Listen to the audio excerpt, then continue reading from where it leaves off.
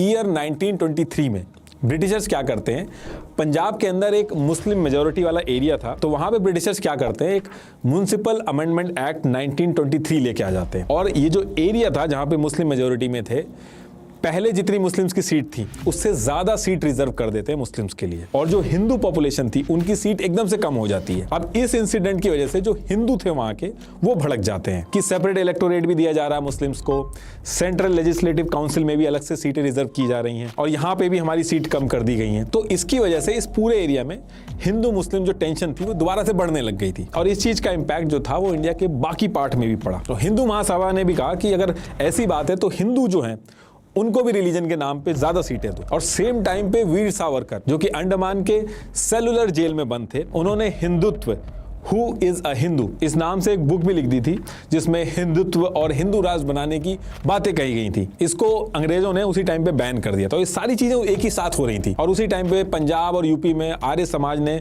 शुद्धि campaign launch कर दिया था। और फिर इसका इंपैक्ट धीरे धीरे इतना बढ़ा कि 2 साल बाद हिंदू कम्युनिटी के कई लीडर्स ने मिलकर आरएसएस का भी फॉर्मेशन कर दिया था।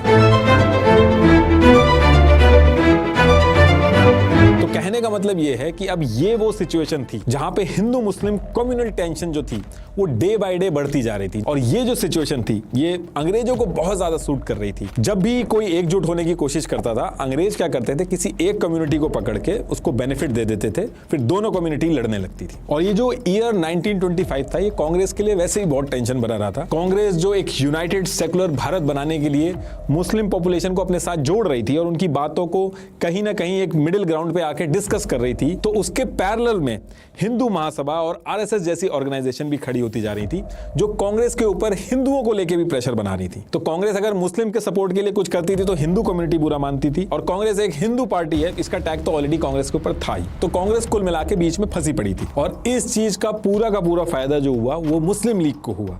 उसने इस मौके का फायदा उठा के ज्यादा से ज्यादा इंडिया के जो मुस्लिम्स थे वो अपनी तरफ जोड़े। हिंदू महासभा हो गई, आरएसएस हो गई, इन्होंने बहुत ज्यादा प्रेशर बनाया कांग्रेस के ऊपर।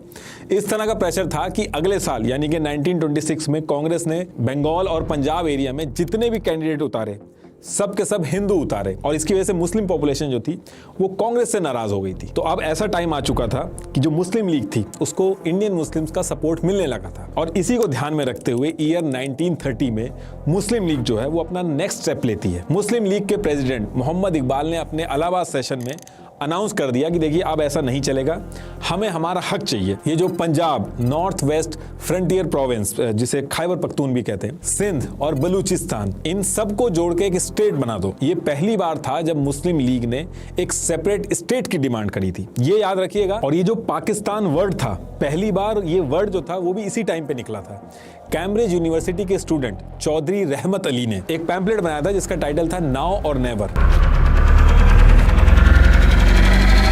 और इसी पैम्पलेट में पहली बार इन्होंने पाकिस्तान नाम डिक्लेयर किया था। पाकिस्तान से आई गायब था, पाकिस्तान नाम से टाइटल दिया था इसको। ये पहली बार था जब ये वर्ड लोगों के सामने आया था। तो इधर ये सारी चीजें चल रही थी, और इसके कुछ टाइम बाद ईयर 1933 में लियाकत अली खान जो जिन्ना के बहुत ही खास थे, ये लंदन में जाते हैं। ये जाके वहां पे जिन्ना से जाके मिलते हैं, और कहा जाता है कि इसी पर्टिकुलर टाइम पे लियाकत अली खान और जिन्ना ने ये डिस्कशन किया था कि जिन्ना को वापस इंडिया में आके मुस्लिम लीग ज्वाइन करना चाहिए, और ज्वाइन करने के बाद एक अलग मुस्लिम देश की डिमांड रखनी चाहिए जिसको 100% मुस्लिम सपोर्ट मिलेगा। ये प्लान लंदन के अंदर डिस्कस हुआ था, और फिर नेक्स्ट ईयर अप्रैल में यानी कि अप्रैल 1934 को जिन्ना इंडिया वापस आके सबसे पहले मुस्लिम लीग ज्वाइन करते हैं, उसके प्रेसिडेंट बनते हैं। इन्होंने मुस्लिम लीग जो थी उसको पूरी तरीके से रीऑर्गेनाइज किया, लीडरशिप चेंज की उसकी, और बैक टू बैक कांग्रेस के ऊपर निशाना साधा कि कांग्रेस एक हिंदू पार्टी है, मुस्लिम को अलग आइडेंटिटी चाहिए, अलग देश चाहिए होगा।